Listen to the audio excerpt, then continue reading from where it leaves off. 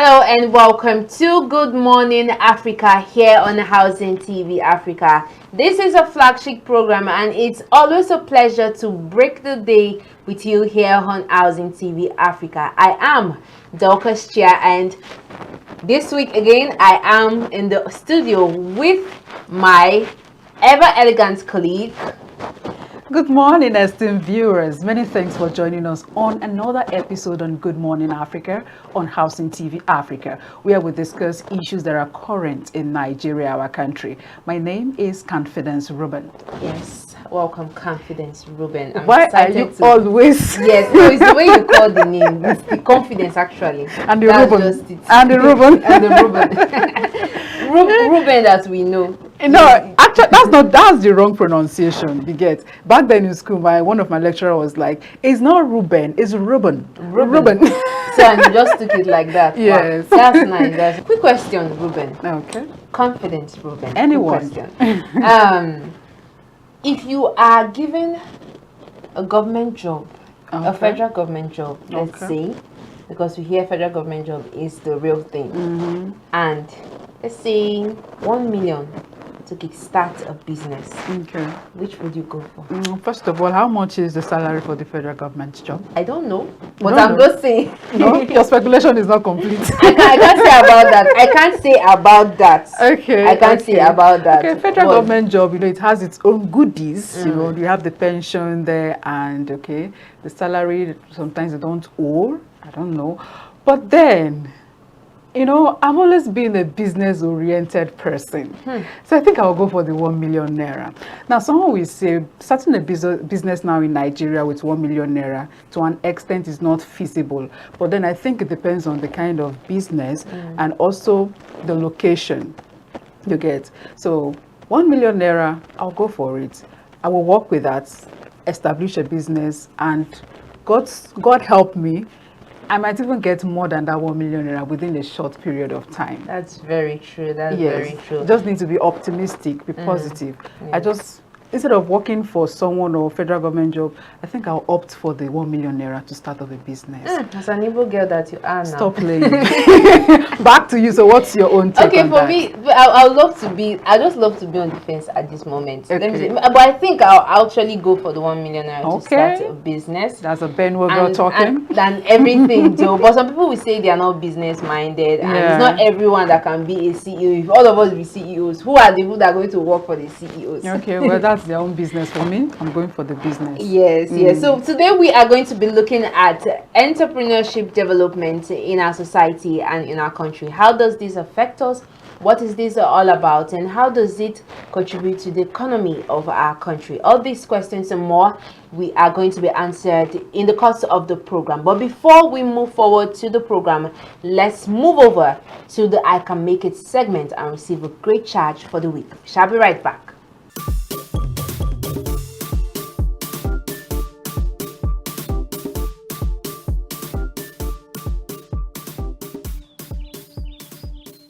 Hello, you are welcome to I Can Make It. What a joy to come to share thoughts with you. I'm so happy we are live. You remember our last edition? I was talking about life. It's a journey. It's not a 1 meter dash. There are so many challenges that come our way. If we are patient and willing and obedient, we will eat the good of the land. You are not a mistake. God created you for a purpose. And because you have purpose to fulfill, God protects you, guide you, and deliver to you your portion in the land of the living. But a lot of us along the line, we cut short our life by our behavior, by our character, by the things we do. So life is not a 1 meter dash. A lot of us need to learn to delay gratification. Like our last edition, if you follow us, I was sharing with you about a man that went on a journey to serve so that he can take care of his family. And as he went, where we stopped last time, when the boss told him, I'm not going to give you money. I want to give you 3 pieces of advice in life. And if you follow it in your journey, you will arrive. And I want to say the same thing to you today. In your journey, You will arrive. Enjoy the journey. Enjoy the process. You don't need to kill yourself. There is nothing that you are going through in life today that is new. The only thing that is new is that you are just new in this environment. That is why when young people tell me, oh, you are old school, I only laugh. I tell them you are the new student. You are welcome to I Can Make It. Now, never take shortcut in life. The master told him, never take shortcut. Shortcut will cut short your life. Then the number 2 thing the master told him, never be too curious towards evil. He said, because that curiosity will lead you to a dead end. Number 3 thing the master told him, never make decision in the moment of anger and pain, for you might not be able to reverse it. Now, in the journey of life, this young man got in contact with all these 3 things as his journey in life. I want to continue the story. And after giving him the piece of advice, the boss said to him, you hear what I have told you. These 3 loaves of bread, I'm going to give you 3 loaves of bread. You are going to eat one of them. And number 2, you are going to eat one of them as you go. And as you journey, you eat another one. So you eat one of them now. Then as you take this journey, you eat another one. When you get home to your wife that you have not seen for the past 20 years because you came into this journey so that you can make money, so that you can work and give your wife a good life. And he said you open the 3rd one and you are going to eat the last bread. Now, as this young man take his journey, while he was going, he on his way, and the journey was going to take him 20 days. And as he began to move on his way, 5 days into the journey, he met a man along the way. What did the man tell him? The man tried to show him a shortcut. The man told him, why are you going to go through all these things? Because a lot of our young people today, shortcuts have cut short their life. If you go to our correction center, you see a lot of young people, they are there in regret. You see a lot of our young ladies, they are entering into incurable disease, STD, so many things that is happening. The reason why these things happen, because they don't learn to delay gratification. Let me tell you something. The difference between you and anybody is time. So take your time. Take your time is not an insult. It simply means get focused. Pursue your goal. Pursue your dream. You can make it. God did not create you. You didn't escort anybody to this world. It does not matter what is happening. You can succeed. And this young man came in contact with another man. Said, why are you going to take this journey for 20 days? Come on now. We can make the journey in less than 5 days. You will be at home. As the young man turned back to follow that man, he remembered what the master told him. Don't take shortcut. And the man came back and continued in this journey. That's number 1 hurdle. And while he was traveling, he came into a place he needed to lodge. He needed a place to lodge to rest. While he was in the lodging place in the night, at about 2-3 o'clock in the midnight, he heard a very sharp noise. That noise was heavy. He woke up from the sleep and he was trying to run outside to check what was happening. Then he remembered what the master told him. Don't be curious. A lot of people, you are too interested in so many things that is not interested in you. Curiosity have landed a lot of people into so many things, inexplainable things that they find themselves in life. In this journey of life, like I said, it's not a 1-meter dash. You just need to be patient. Don't be curious. And this master told him, don't be curious. And instead of you to run outside that night, he remembered and went back and stayed back into his room. You know what happened? In the morning, the guest came and saw him and said, what's happening? He said, I want to leave. He said, did you not hear the noise last night? He said, I heard the noise last night. He said, why did you not come out? He said, well, I wanted to come out, but I just changed my mind. You know what the man told him? The man said, every guest that have lodged into this place, they never leave here alive. They never leave here alive. He said, because there is one man there. Every time you will make a very sound noise, and if you go and check, you will be graveyard ready for going to check. Curiosity have landed a lot of people into so many problems. I tell you, life is a journey. It's not a 1-meter dash. You can make it if only you learn to delay gratification. Take into cognizance the things you have been told. It was Isaac Newton that said, if I have seen above, it's by standing on the shoulder of them that have gone ahead of me. If you listen, you will learn. When you learn, you will lead. And when you lead, you will arrive at your destination. You can make it. Then the third one that happened to him along the line, while he traveled this journey. You know, in the journey of life, you need to learn to be patient. Patience will bring you into your inheritance. Patience will bring you into so many things in life. Let me tell you something. You don't go to compare yourself among other people. They that compare themselves among themselves are not wise. I want to tell you today, you can make it. I want to also welcome you. Our next edition, I will continue with the story. Until I see you in our next edition, don't forget, this is Simon and Semota saying, you can make it. God bless you.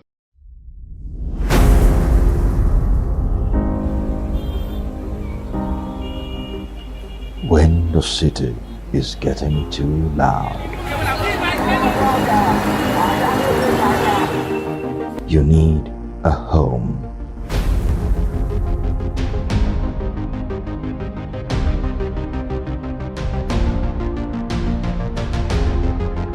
Home is love, peace, and tranquility.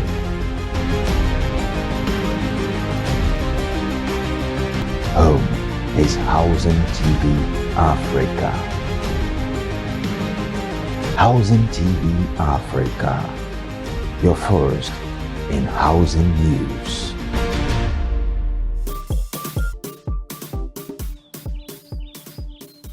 Welcome back, esteemed viewers. You're still watching Good Morning Africa on Housing TV Africa, your favorite show. On today's episode, we'll be discussing a vital topic that says entrepreneurship development in Nigeria. Now, before we delve straight proper into the topic for discussion, let's give you a hint of what the topic entails. Entrepreneurship development in Nigeria is a critical pathway to economic growth, job creation, innovation, and poverty reduction. It involves fostering an ecosystem that supports individuals and groups in starting, sustaining, and growing businesses. Nigeria, with a population of over 200 million, has a vibrant and youthful demographic, making it ripe for entrepreneurial activity.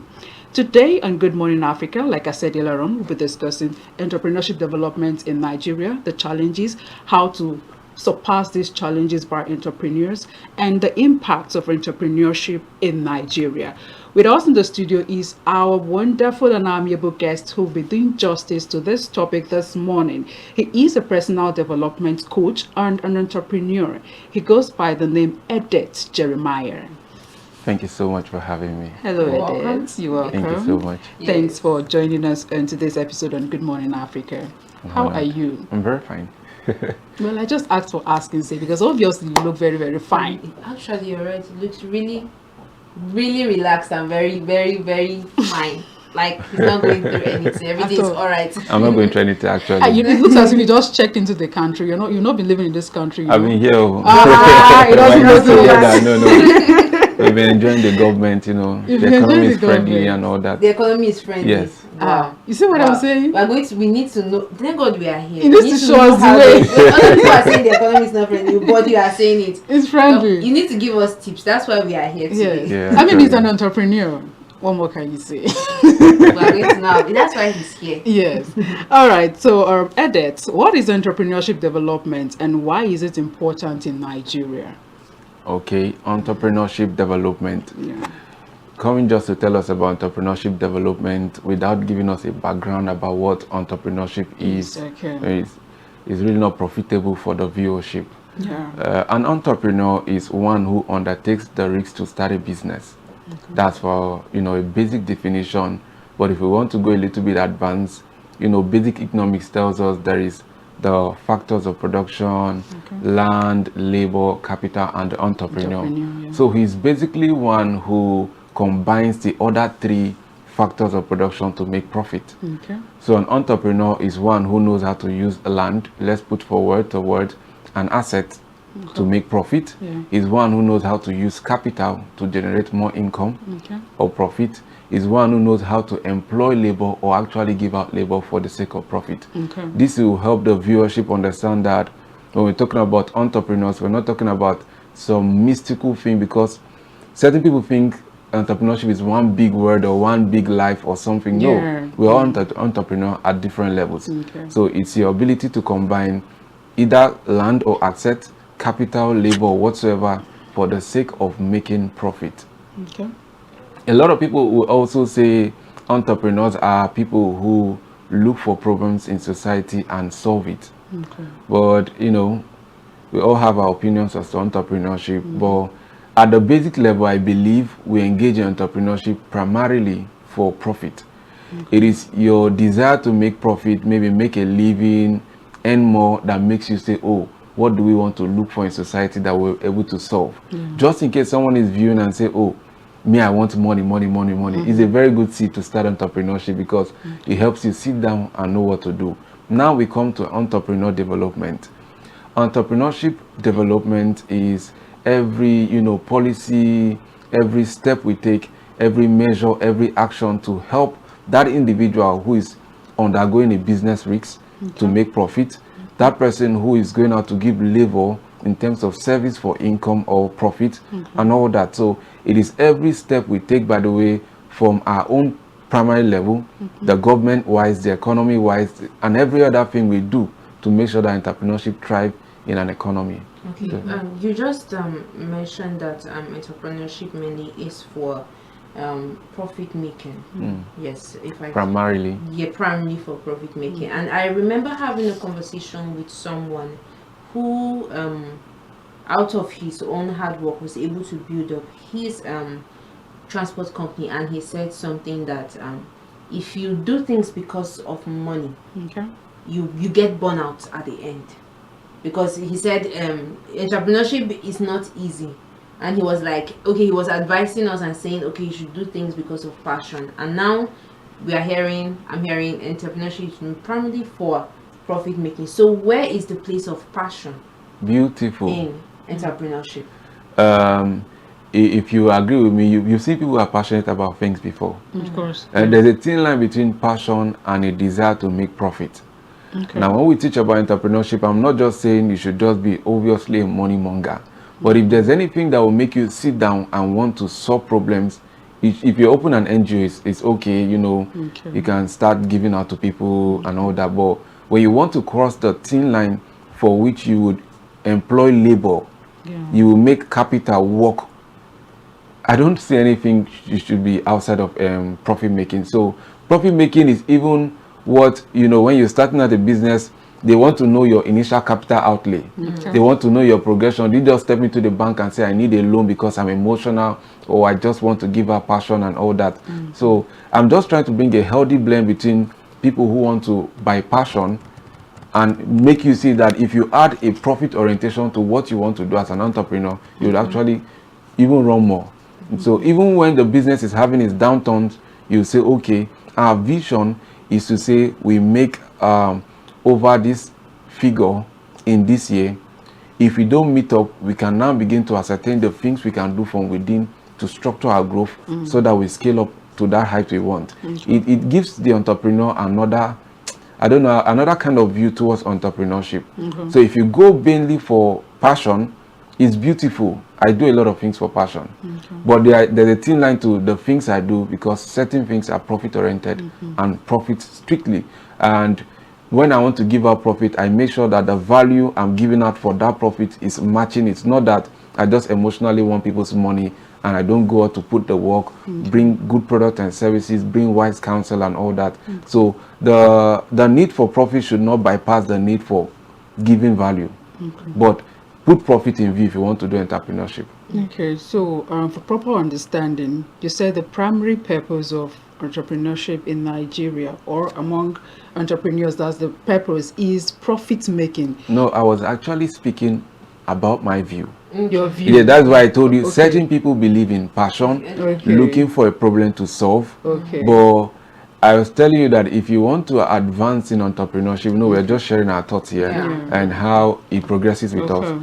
There should be something called profit orientation. Okay. I do a bit of consulting, and people come to tell me, I've been doing this business, is not growing, and you just sit down to ask this person, and you just see pure emotions. This person don't know when to distinguish, give me my profit or should I go forward? They just do the whole thing emotion. I just like this business. I have passion making cakes, but this person doesn't understand the business approach to making cakes.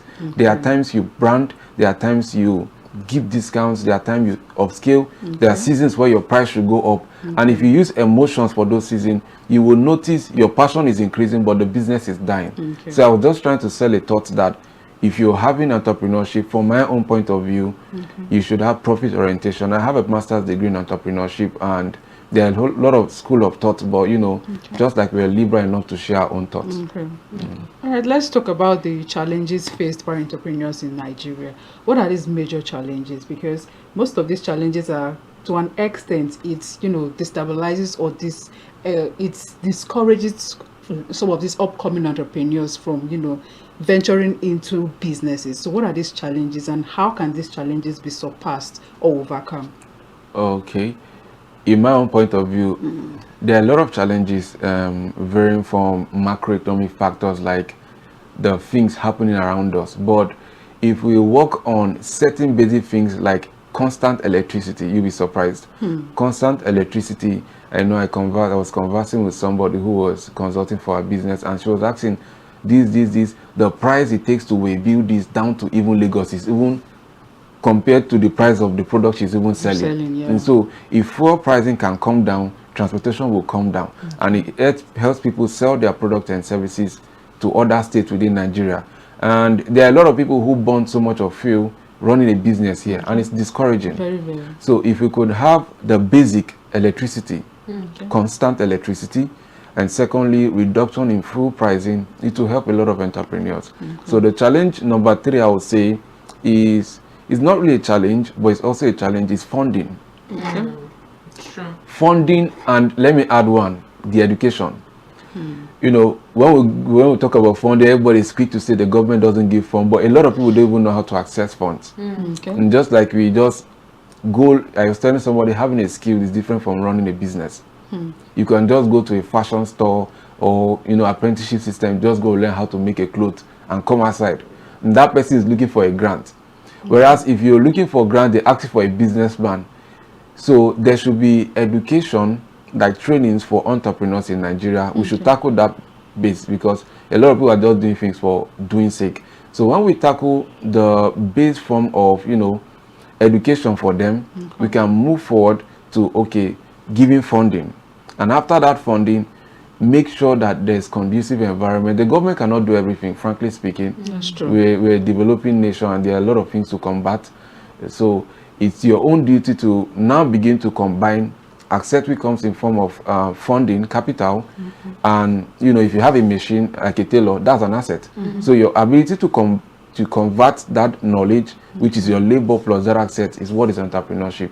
So we have service enterprises, we have trading enterprises, and people get to, you know, plait hair. That person doesn't really need electricity, but when you plait hair and come back to an economy where the prices of things are too much, it's as though you're working and somebody is just collecting the money somewhere. So we should fix macroeconomic issues like the general price of goods and services. We should step down towards funding, and also, you know, educating these people on how to do entrepreneurship. Okay, now that we're on the challenges, I don't know if this is a challenge, but let me just bring it up. Over the years, we have advocated for young persons, most especially the youth, to engage in entrepreneurship. They will even tell you, on that one is on the side, that even while you're doing your job, just have one side hustle somewhere so that you're able to get something. And then we have some people that say, I'm not the business minded kind of person, and maybe I'm a 9-to-5 person. And you know, I now ask, do you think it's everyone that is an entrepreneur? Okay, I will reply with this. Everybody is not an entrepreneur, but everybody can be an entrepreneur, irrespective of your 9-to-5 or whatever thing you do.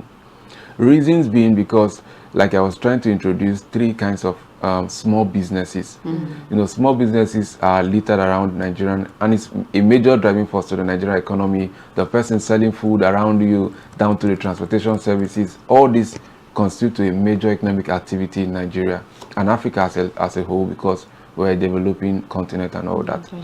So these developing continent and all that, like Africa and all. Sorry, can you come back with the question? Yes, I like missed it. what I'm asking is, do you think everyone is Okay, an entrepreneur? beautiful. Yes. And so, since we're all growing, if you have one source of income in Nigeria, you're working. You're in trouble. Oh my God.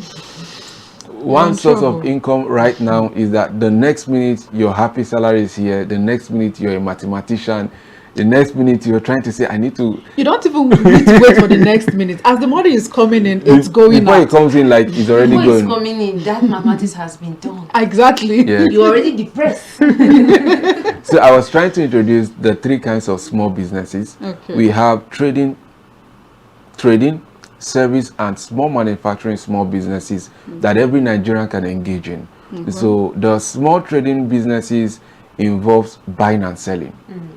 And if you understand how technology has helped us, the coming of WhatsApp, Reels and all that, sponsored ads and all, you could simply be at work and post a show on your status for sale. That's entrepreneurship. So you're trading something. We also have a service kind of enterprise. Or let's say you're a journalist, you're good at speaking. You can say, okay, since I'll be having a leave for a week, I want to teach a course on how people can speak. In public. Yes. Okay. And surprisingly, you'll be so surprised because you have the results, you've been on TV, you anchor host, and you know. That's and- online. Yes, online. Okay. And say, oh, I will teach you guys online. And you say, oh, when I come back from work from 9 to 10, those set of people are online to listen to you. That's Just be like entrepreneurship. 2,000 naira. I'm telling you, it's service. That's one. And then we have little manufacturing, though it may not be so flexible for people who run 9-to-5 job where you produce, you know, cakes and all that and package and sell. But at every level, it's advisable to have extra source of income, more than one. All right. Yes. Okay, so before my colleague comes to you, I'll just want you to talk on how entrepreneurship helps the economy of the society or even the country at large. What input it has for the country. Okay. Or whether I like it or not, let's use Nigeria as a case study. Of course. There is serious shortage of job opportunities, whether I like it or not. Yeah. Now imagine a population where we keep on recycling, and the government is doing its best, you know, there are agencies coming up and a lot of things to combat unemployment. Would give them the accolade for that. But compared to the effort now, a lot of people just do things to survive. And whether you like it or not, as notes begins to exchange hands day by day, that's a lot of economic activities. And I was saying that small businesses, for a fact, constitute to a major economic activity in Nigeria precisely. Because as you're coming down, transportation, you want to buy gas, there's always a retailer somewhere. You know, the people who do middleman now, house agent. Okay. So it's helping everybody have its own share of the economy and live fine. Of course. And it's, you know, it's increasing the per capita income, even though it's not economic policy that was doing it. It's the people that is doing it, increasing the standard of living. And so we need to work hard on that. But people are trying their best, and this is helping the economy. Okay, let's move to the education sector. How can Nigeria universities contribute to entrepreneurship development in Nigeria?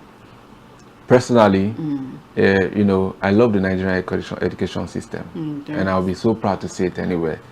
You know, I think to a large extent is laziness on the part of students.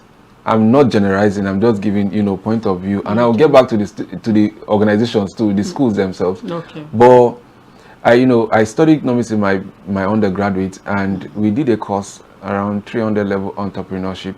And we had hands-on experience where we did practical soap making, you know, all those kind of stuff. If you sit down as one who has grown in intellect and understood what it means to be educated, and you review Nigerian school curriculum, you clap. Believe me. It is designed in such a way that it helps expound the mind. And there are courses in school, like I told you, I did my master's degree in entrepreneurship that teach entrepreneurship squarely. And also, the educational system can do, you know, hands-on courses for people who are not in the entrepreneurial space to learn. I believe that will help, because in this, you know, economy where you're raising people to be lab scientists, you're bringing people who are teachers, opticians, every form of courses. and there is shortage of job supply. Where do those people fall out? They fall into. They want to do something by themselves, Of course. and when they want to do it without knowledge, it has a ripple effect because there will be no standardization. The way the approach and everything is clear when someone who has a business orientation, and this is why most people mock education in Nigeria, because this guy sits under a bus for, let's say, for 7 years. He comes back, he's wiser than someone who went to school. And so the educational system has been doing well, doing the courses on entrepreneurship, but we should take a step further to do open trainings for all career people to come and learn entrepreneurship. Okay, still on this part, I want you to talk on something about this. We are clamoring right now that the educational system should do more concerning entrepreneurship and everything, and we have even seen cases where young persons, students are even advised to even begin business, a little kind of business that will help to foot their small bills, all those their imaginary handouts and everything, and now we have a different group of people, a different species of people that will say there's time for everything. Okay. Most especially the parents, they're of the opinion there's time for everything. You hear some parents say, okay, right now it's time for you to go to school. Yeah, focus on your studies. All this will distract you. When time comes, you're going to hustle all the hustle you want to hustle, make all the money you want to, but for now, read your books and everything. And we won't have some educational people, maybe even lecturers, or even some schools that even stand for that. You see some people, or educational authorities even standing for that. So what do we do in such situations? How do we balance both of them? The fact that there's time for everything, you're in school to learn during that period, and the fact of entrepreneurship being very, very lucrative. Okay, I used to humorously tell people that there are certain things you cannot learn if you have not eaten. No, that's hilarious. That's not a lie. There are certain things you cannot learn if you have not eaten. Okay. One of the reasons why institutions will emphasize the need for learning, and like the last time I was on Trust TV, and we were talking about book smart and street smart. And I was telling us that we're a developing economy. You see this thing that makes everybody just wants to go out, produce, do everything. It won't last for a long time if we continually hit development. So the time somebody who is supposed to learn mercy, jokingly online, will just say, this one that people are using ChatGPT, your nurse is going to club, and that's it. Don't bring injection near me, because now we know that if this person who is supposed to be a medical personnel is seriously distracted, it can affect your head. That's why we are serious with it. And this just to bring a view to it. So if these educational bodies are emphasizing the need for education, it is because there is something the system is supposed to make you look like after 4 years. That's true. If you study a lot of people, I myself, I was so much entrepreneurial, I wanted to do things and all that. But I'm so surprised at this stage, after having certain results, I'm still going back to look for education. Because there is a thin line between, just running. Then when you want to do the real business, you now see that this is even more than willpower and all these. You need collaborations, you need to know how to write, structured application for grants and all that. You need to structure a business. It's not just come, let's do business together now. At that level is different. There's production cost, there's running cost. All that information, it doesn't come on a platter of gold. So you have to learn it. If the education system is saying focus so that at the end of 4 or 5 years you'll be a good nurse, please do it. But if you only focus, now let me come back to the favor of the student. Yes, because you are laughing. Oh my God, believe me, hunger education is not good. It's not good. There was one morning I said I wanted to study something, and my brain, all it was just saying was eat. I went to go and get food. And you can't even assimilate when you're hungry. That's just it. That's true. So we're not blaming games on parents. Those times we're younger, we're like, why are our parents not rich? Why? Now you're growing up, and you're not knowing why people are not rich. You can understand that. You can actually have all the skill set, and there's something about life and how it works. So now, no blame games on everybody. If you're coming from a setting, I knew people who literally drove bikes just to fund themselves in school. If you are coming from a setting where there's little funding to education, my brother, you should not follow the people who are in school who have even if it's third class, they have jobs waiting for them. You should be smarter. Exactly. So maintain a structure where you manage your time effectively to follow up education and follow up skill development. I did not say follow up entrepreneurship or sell products as it were. Follow up skill development. Yes.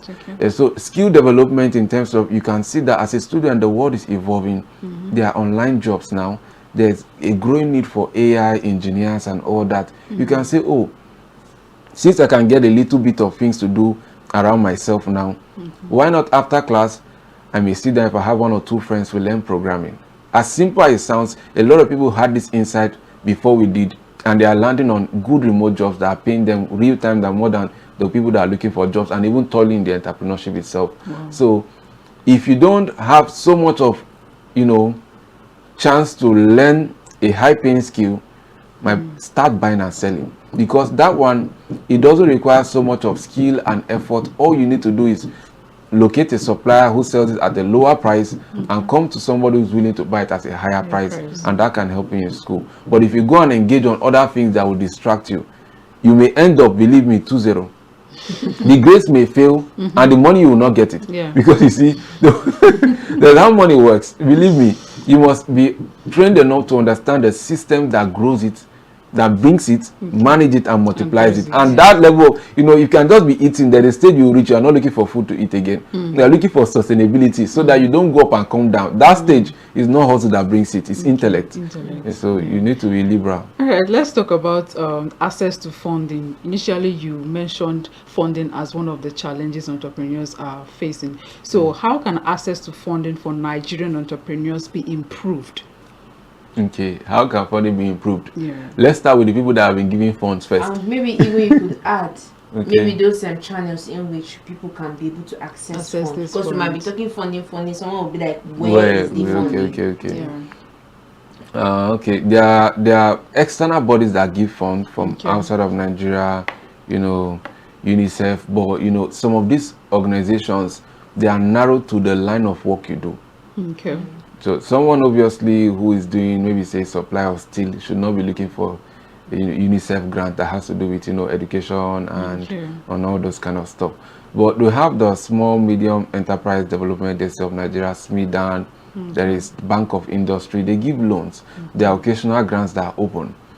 I believe what most people don't know is how to access them. And believe me, as we're talking, if you go on YouTube and search how to access grants in Nigeria, you see tons of video, but people don't want to watch. They just want to, you show them, there's this link. Then you see somebody with imaginary businesses write some, and in that guy's mind, he just wants money to live a lifestyle. Oh, okay. No, let's be honest. Put in necessary bill. Let's be honest.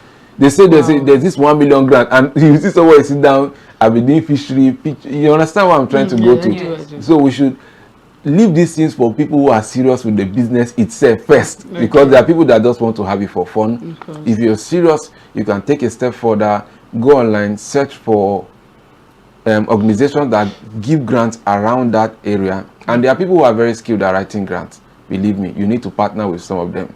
They know what your business needs to have.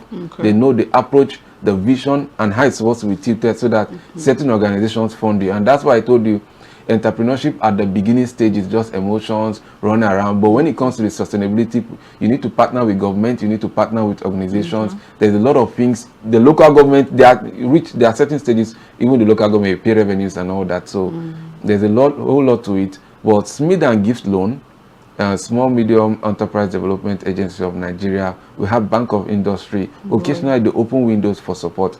But don't rush and wait for grants. Develop a system, even from the little you have, that makes us know that if you are actually giving this fund, we can, you know, you are doing something with it. Most people, believe me, I'm on live TV and I will not lie to you, most people emotionally click on grant links. No businesses, no sustainability. You've not even tried this thing for 2 years to see that if it's, you know, some haven't even tried it. Yeah, they just want that fund. That's just it. And I feel that's why government don't even take young person serious, because some people see this, because I've had situations where I had to be in presence of people to see this grant, to be like, it's free money now, you're not paying it back, and they don't have a business. They want to have a business plan. They just want to get the money to maybe foot a particular bill at that moment, a Immediately. particular need at that moment. That's what they just want to do, or just maybe use it for themselves and everything. Even agricultural grants too, the same things. Those things happen for it. So moving forward now, I want you to speak on the role mentorship and apprenticeship plays when it comes to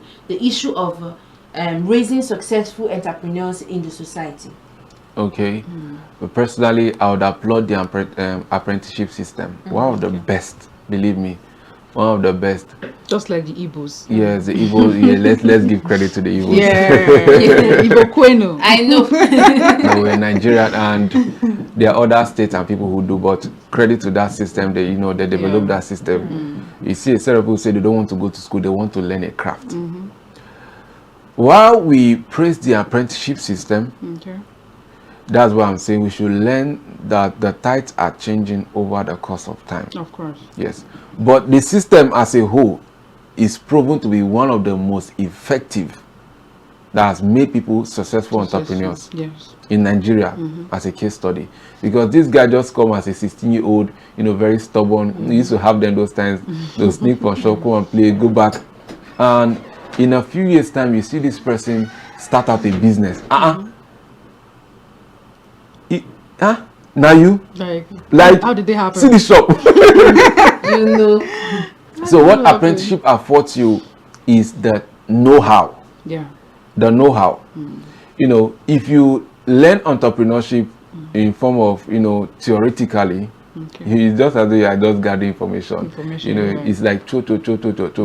Like I tell people, knowledge prepares you, but experience balances your view. Practical. Experience, yes, that practical hands-on. You now know why certain people don't say, I want to go and do a job. So the system is such that someone comes and stay under another who has been in that line of business for a long time. This person has the right to oversee your affair for as long as you're under him. Those times you see them wash clothes, go to the market and all those things, and then they begin to learn the trade step by step. And the most interesting part of that is that the funding we are shouting, they actually give them when they want to go. They call it settlement. So this person don't settle me. And so this person was serving, he comes, he receives knowledge, and then he receives funding for it. Knowledge plus funding will turn anybody to a wonder. But if you don't have knowledge and have funding, very soon you just start the poultry and later you just, my family will just come take two. I'm happy for you. So apprenticeship has helped a lot, and it's a good system. We should, if we want to imbibe it in, educational systems, it actually there because it reflects as internship, industrial training, and every other form it comes, because they tell you go and stay under a company teaching practice so that you have hands-on experience. Of course. Yes. So education too, imbibes the apprenticeship system, but just that it's called another language, and it doesn't give you the longitude of experience it gives you, just like the apprenticeship system. It's a good system.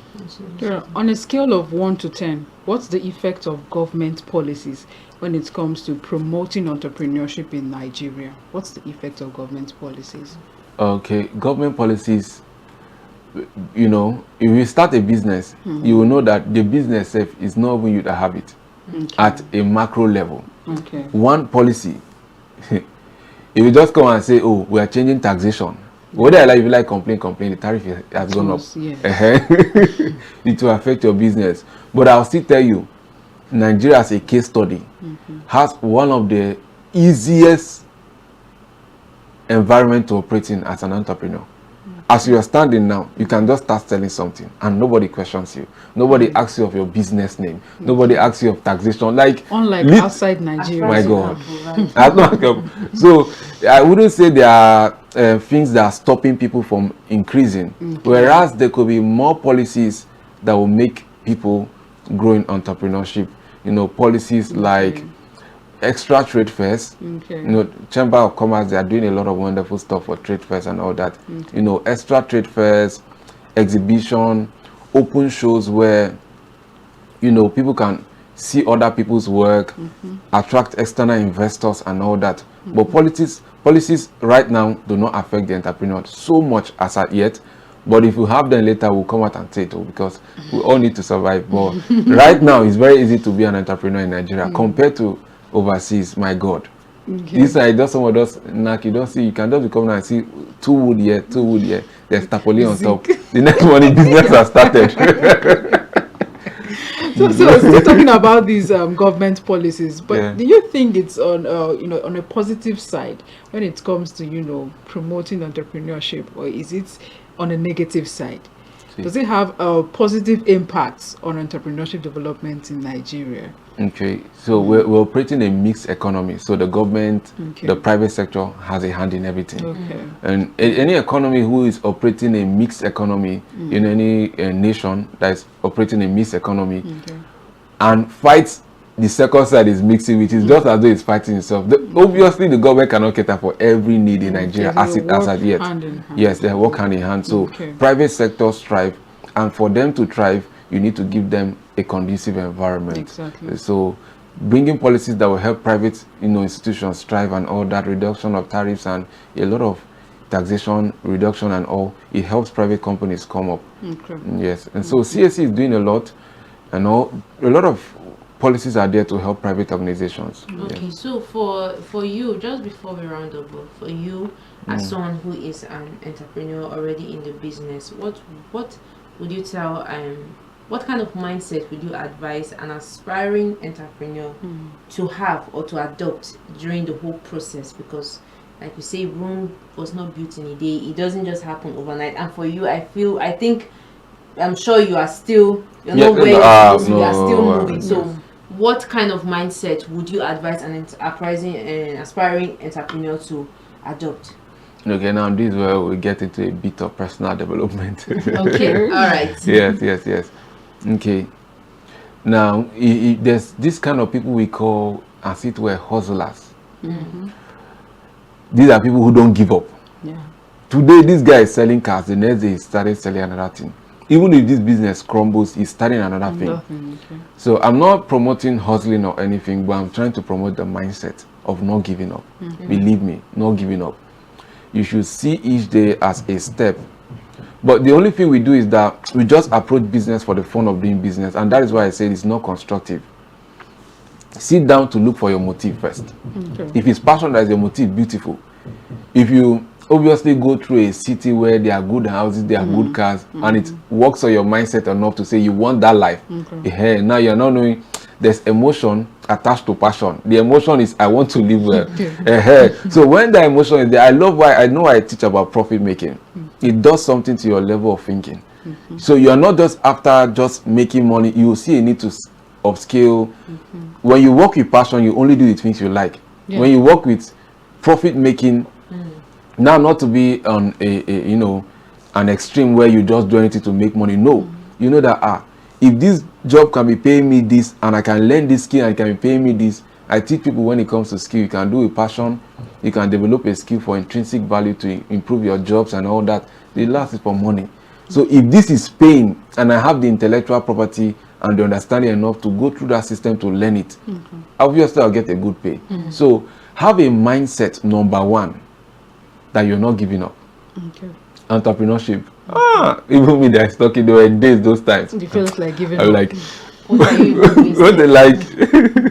And so, when you're not dealing with people, I used to deal with people a lot, and you just give services. And Nigerians are very funny. Especially when you're starting very young, they tell you're too young to be looking for more, wanting your profit. But I'm not too young to give you that service. And so they just look for a way to coin it. So over the period of time, I've been working on things that detach me from the system. So the rise of digital products and all that is a very, very good edge for people now, so that the system doesn't take so much of my energy and all that. But number one, start with a not giving up mentality. Secondly, define what you want. Passion is good, but define what you want. How long will I run this business, so that you don't jump from pillar to post? You have the passion, you need profit, and then you're sitting and say, okay, I want to do something. Can I do this for the next 15, 20 years? If you obviously cannot do something for 10, 15 years, believe me, there's a level of effort you should not put to that business. So when you see people sold out to growing a business, and that's why we suffer with longevity in Africa, The founder dies, business goes. Father dies, children goes with the money, because they were not trained into a system that makes them know that this is what we want to accomplish overall. Of course. Yes. So have a mindset, have a vision for that business. Instead of that vision, put passion there for the passion people. Add passion. Number 2, add the solutions you're solving for people. This means speaking on the general terms now. Number 3, add the profit making. Okay. And after you added the profit making, add how that business will circulate with its immediate profit that it's making per time and season. If you do that for any business, even if you approach an investor, it's easy to give you money. Okay. So have a right mindset, know what you want. Don't be emotional. Thank you very much. Thank you so much. All right, thank you so much, Edith Jeremiah. It was nice having you on the show, and I mean, Thank you we've so learned much. one or two. Dorcas, are you contemplating on becoming an entrepreneur? I'm rethinking things. He has given me a few points to go back Tips, and okay. you know, he said we should put passion, we should put Yes, how and long. don't give up. And don't give up. So I Profit need making. to go back to the drawing board first before I answer that. But it was really nice It was having really you on nice, the and we program. got all that Thank tips for you. free. Thank you Thank so you. much. Right. And we got that for free. Thank you so much. Thank you. All right, viewers, this is where we draw the curtain on today's episode on Good Morning Africa. In our guest voice, I leave you with this. To all our entrepreneurs out there, don't give up. Make sure your vision and passion for your business is intact, and also have this profit-making intent or intention. Till we come your way again, I am Confidence Robin. And I am Dorcas Chia. Have a lovely day and keep watching Housing TV Africa. Follow us on all our social media handles. Download the Housing TV app on your phone and be able to connect with us and get more updates from the housing sector. Bye for now and have a lovely day.